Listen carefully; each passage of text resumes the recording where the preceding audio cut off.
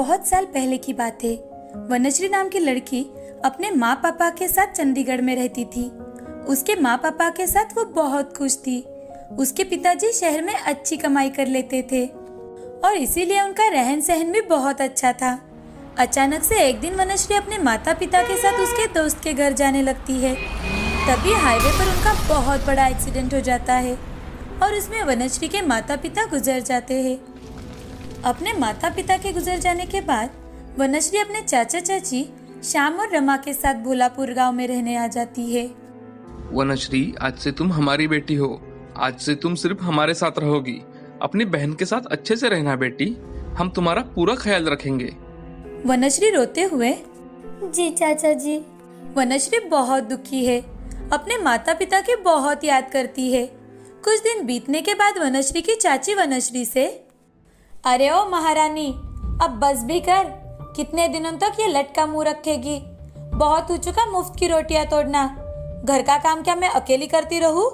आज से ये सारा काम तुम ही करोगी, समझी? जी चाची, कहिए क्या काम करना है? देखो तो क्या कह रही है, क्या काम करना है? अरे अब घर के सारे काम करने के लिए क्या तुम्हारे माता पिता आएंगे?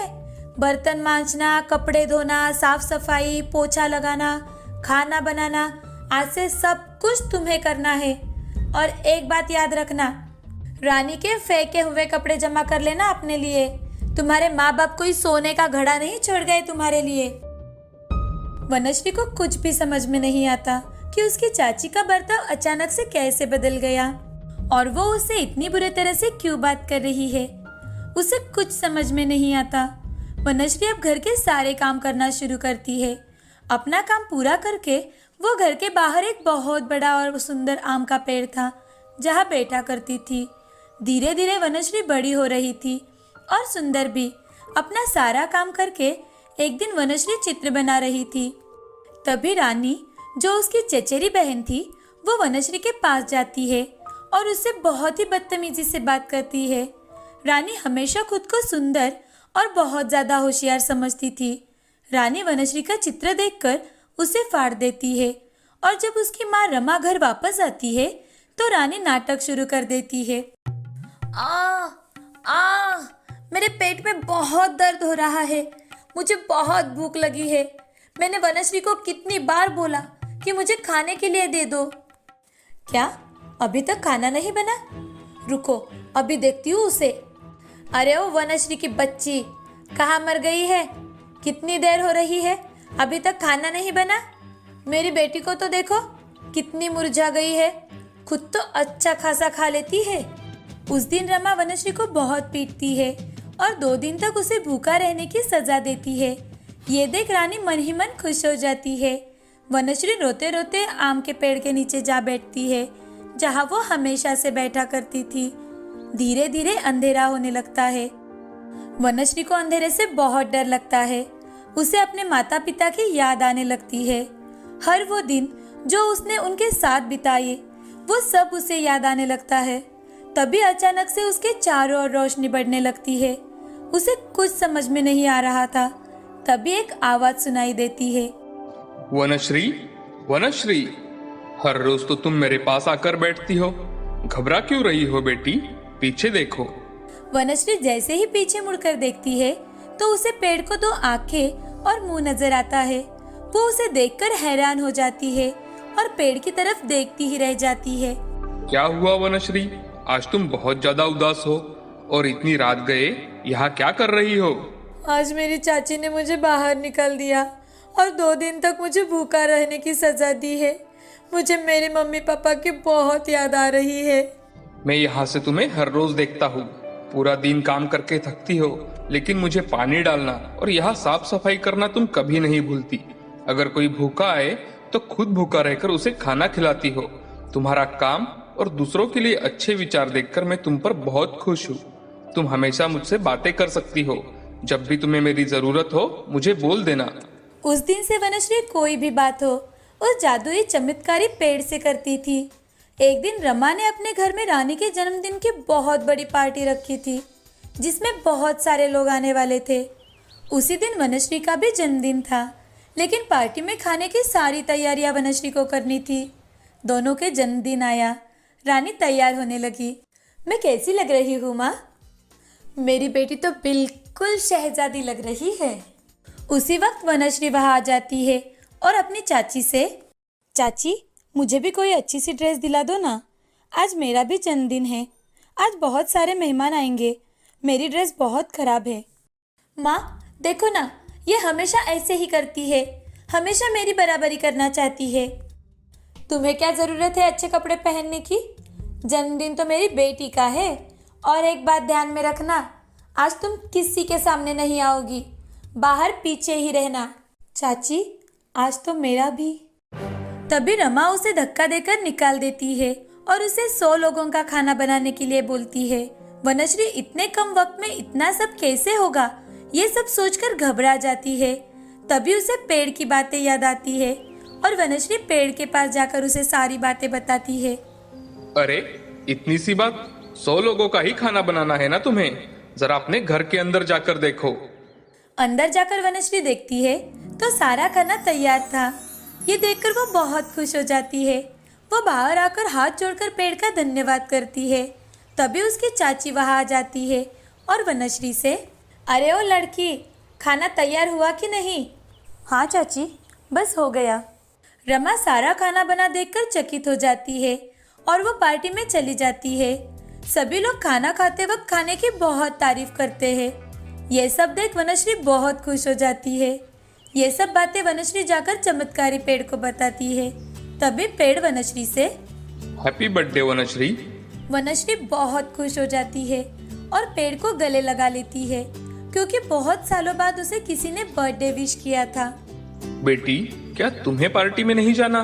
नहीं, मुझे चाची ने अंदर आने से मना किया है, और वैसे भी मेरे पास कोई अच्छी ड्रेस भी नहीं है जो मैं पहनकर पार्टी में जाऊं। तुम एक काम करो, हाथ उठाकर मेरे कुछ पत्ते तोड़ो। आंगन में जितने भी पेड़ हैं, उन पेड़ों के तुम्हें जो भी फूल पसंद आए वो तोड़ लाओ। वनश्री के आंगन में बहुत ही सुंदर फूल खिले थे। उसे तोड़कर वनश्री पेड़ के पास लेकर आती है और चमत्कारी पेड़ उन सभी चीजों से वनश्री के लिए एक बहुत ही सुंदर और प्यारी सी ड्रेस बनाता है, जिसे पहनकर वनश्री बहुत ही खुश हो जाती है और बहुत ही खूबसूरत दिखने लगती है। इतना ही नहीं, उस चमत्कारी पेड़ ने उसे उसके माता पिता से भी बात करवाई। बेटी, कैसी हो तुम? तुम आज बहुत खूबसूरत लग रही हो बेटी। तुम हमेशा खुश रहो। ऐसा कहकर वो वहाँ से गायब हो जाते हैं। वनश्री आज बहुत खुश थी। वनश्री चमत्कारी पेड़ के साथ अपना जन्मदिन मनाने लगती है। उसी वक्त वहाँ पर रमन आ जाता है। रमन एक बहुत ही सुंदर, सीधा साधा, सुशील और अमीर व्यक्ति था। वो वनश्री की ओर देखता है तो बस देखता ही रह जाता है। उसी वक्त वनश्री का ध्यान रमन की तरफ जाता है और वो पेड़ के पीछे छुप जाती है। अरे सुनो, सुनो तो, कौन हो तुम और यहाँ क्या कर रही हो? पार्टी तो अंदर चल रही है। वनश्री चुपके से रमन को देखती है। रमन उसे फिर से आवाज लगाता है, कौन हो तुम? बाहर आओ, चलो मेरे साथ अंदर चलो। तुम्हारा नाम क्या है? मेरा नाम वनश्री है। जादुई पेड़ वनश्री को रमन के सामने लाता है और उसे अंदर जाने के लिए कहता है। वनश्री रमन के साथ अंदर चली जाती है और सभी पार्टी एंजॉय करते हैं। रमन बातों बातों में उसकी सारी बातें जान लेता है। कुछ समय बाद पार्टी खत्म हो जाती है और सभी लोग अपने अपने घर चले जाते हैं। दूसरे दिन रमन अपने माता पिता के साथ रानी के घर आता है। अरे प्रीतम भाई साहब, आइए आइए, आज अचानक कैसे आना हुआ? श्याम जी, कल की पार्टी तो बहुत अच्छी थी और उससे अच्छी बात यह है कि हमारे रमन को आपकी बेटी बहुत ज्यादा पसंद आई है, इसलिए हम उसका रिश्ता लेकर आपके यहाँ आए हैं। ये सब सुनते ही रानी और उसकी माँ बहुत खुश हो जाती है और रमा रानी को अच्छे से तैयार करके बाहर लाती है। रानी हमारी बहुत ही लाडली बेटी है। रानी बिटिया, यहाँ आओ। नहीं पिताजी, मुझे जो लड़की पसंद है वो रानी नहीं, वनश्री है, जो कि रानी की चचेरी बहन है। अगर मैं शादी करूंगा तो सिर्फ उसी से करूंगा। रमन की सारी बातें सुनकर रानी को वनश्री पर बहुत गुस्सा आता है। श्याम और रमा भी आश्चर्यचकित हो जाते हैं। रमा सोचती है कि वनश्री तो उस पार्टी में थी ही नहीं। रमा ये बात बताने की कोशिश करती है। नहीं नहीं भाई साहब, आपको कोई गलतफहमी हुई है, क्योंकि कल रात तो वनश्री पार्टी में थी ही नहीं और आज भी यहाँ नहीं है। वनश्री ये सारी बातें चुपके से सुन रही होती है। तभी रमा की माँ का ध्यान उसकी ओर जाता है और वो उसे बाहर लेकर आती है। कितनी सुंदर है ये। क्या भाई साहब, आप तो कह रहे थे कि वनश्री घर पर ही नहीं है, तो ये कौन है?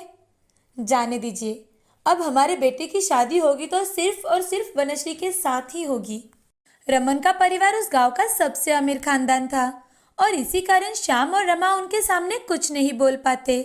शादी पक्की करके रमन का परिवार वहां से चला जाता है और रानी जोर जोर से रोने लगती है। तभी रमा वनश्री को बहुत पीटती है। कल तुझे कहा था ना कि तू घर में कहीं नहीं दिखनी चाहिए। काम की ना काज की, दुश्मन अनाज की। मेरी बच्ची को रुला दिया ना तुमने। वनश्री रोते हुए पेड़ के नीचे चली जाती है और वो पेड़ को सारी बातें बताने लगती है। उसके चाचा चाची के बर्ताव से वो बहुत दुखी थी, लेकिन उसे एक अच्छी राहत भी मिली थी क्योंकि उसकी शादी मनचाहे लड़के से होने वाली थी। कुछ ही दिनों में वनश्री और रमन की शादी हो जाती है। शादी के बाद वनश्री पेड़ से मिलने जाती है। तभी पेड़ वनश्री से, वनश्री, खुश रहो। और एक बात, आज तुम अपने साथ मेरी कुछ सूखी लकड़ियां लेकर जाओ। जब भी तुम्हें मेरी जरूरत हो उन लकड़ियों से बोलो, तुम्हारी हर एक ख्वाहिश पूरी होगी।